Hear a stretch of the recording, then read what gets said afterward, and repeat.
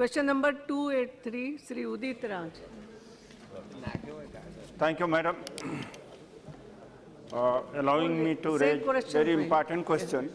Question number बोलो अभी केवल। Question number 282A. अच्छा, आप ले डाउन कर रहे हैं क्या मंत्री में? हाँ प्रश्न का उत्तर सभा पटल पर हाँ, रखा गया। अब आप पूछिए, पूछिए। Thank you madam.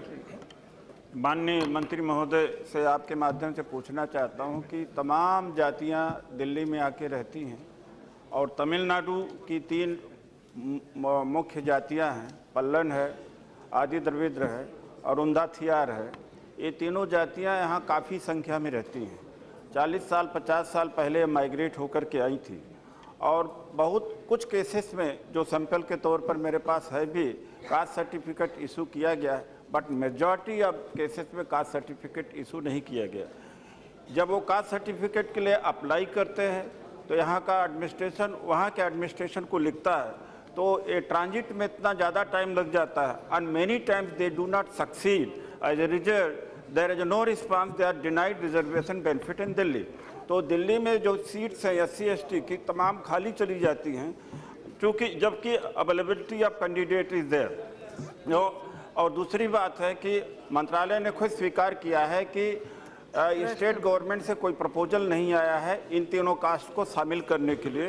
तो this is the laxity on the part of the state government, having known it that they are scheduled caste, that state government could have sent it, वो नहीं भेजा गया है। तो क्या रेमेडी है मंत्री महोदय से जानना चाहता हूं।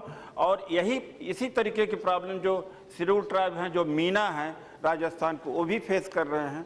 As a result lot of seats are going back. Thank इतना यू। लंबा नहीं बोलते। सरकार का प्रस्ताव नहीं होने के कारण हम विचार नहीं कर रहे। इसमें किस राज्य में कौन सी जाति अनुसूचित जाति में शामिल की जाती है, इसके लिए धारा 341 में इसका विवरण दिया गया है कि यहाँ तो राष्ट्रपति उसको शामिल करता है, यहाँ प्रदेश की तरफ से एक प्रस्ताव आता है जिसे RGI की टिप्पणी ली जाती है, और अगर RGI उसको इनकार करती है तो दोबारा उसको भेजा जाता है, और फिर दोबारा आने के बाद अगर इनकार करती है RGI तो उसको निरस्त कर दिया जाता है।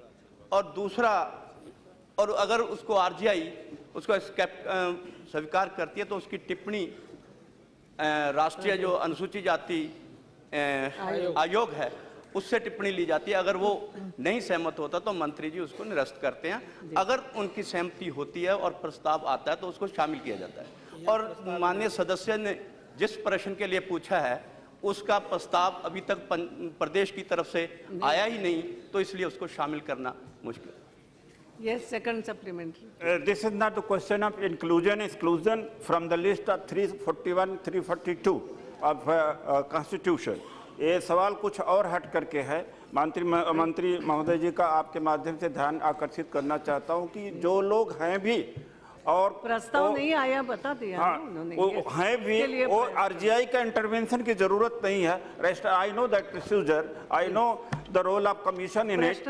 तो जो ऑलरेडी एग्जिस्टेंस में हैं दिल्ली में शेड्यूल्ड ट्राइब, वो कास्ट सर्टिफिकेट उनको नहीं मिलती है तो रिजर्वेशन के बेनिफिट से डिनाई हो जाते हैं। एक बात। दूसरी बात है, माननीय मंत्री महोदय जी से आपके माध्यम से पूछना चाहता हूँ, कैबिनेट मिनिस्टर जी भी यहाँ पर हैं। Caste certificate, false caste certificate has become a menace all over the country.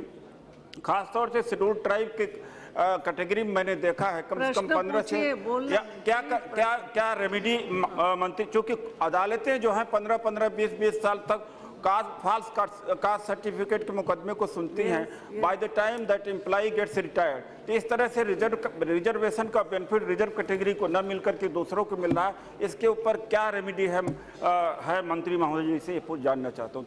Thank you. माननीय सदस्य का जिन जातियों के लिए या दूसरे प्रदेश को जातियों में दूसरे किसी एक प्रदेश का दूसरी जातियों में शामिल करने का प्रस्ताव है, और इसके लिए मैं बताना चाहूँगा कि सुप्रीम कोर्ट में 2 केस ऐसे चले थे जिसमें मैरी चंद्रशेखर बनाम शंकरैया और सेठ GS मेडिकल कॉलेज का था, और जिसमें ये स्पेशल इसमें विवरण किया कि कोई भी व्यक्ति किसी दूसरे प्रदेश में जाकर रह तो सकता है, बाकी अपना काम कर सकता है, मगर वहाँ पर अपना अनुसूचित जाति के तौर पर वहाँ पे अपने आप को उसके बेनिफिट नहीं ले सकता। और दूसरा केस जो है वो महाराष्ट्र का और बनाम भारत संघ के साथ चला था, जिसने में भी उन्होंने स्पेशल इसका मेंशन किया है कि वो इसका उत्तराधिकारी नहीं होगा। अगर किसी एक सूबे में वो अनुसूचित जाति में है तो दूसरी जगह उसका लाभ लेने के लिए वो नहीं, उसका लाभ नहीं मिल सकेगा, उसके लिए वो दावा नहीं कर सकता।